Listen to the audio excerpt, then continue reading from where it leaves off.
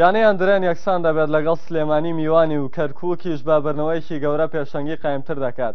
لە یاریەکانی هەفتەی دەیەمی خولی نایابی کوردستاندا هەندرێن میوانداری سلێمانی کرد. لەگەڵ دەستپێکردنی یاریەکە هەندرێن بە فشارێکی زۆر بۆ سەر گۆڵی تیپی میوان دەستی پێکرد و سلێمانیش بە چەند هێرشێک وەڵامی دەدایەوە. بەڵام هیچ کامیان سەرکەوتوو نەبوون لە ژاننی گۆڵ یەکتر لە ژێمی یەکەمدا.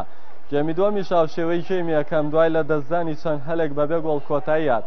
لای خۆشیەوە کەرکووک دوای بردنەوەی لە پێشمەرگەی سلێمانی بە 3 گۆڵی بێوەڵام پێشەنگی قایمتر کرد بە 22 خاڵ و هەندرێنیش بە 18 خاڵ لە پلەی سێم مایەوە و سلێمانیش پاشەکشەی کرد بۆ پلەی دێم بە 12 خاڵ.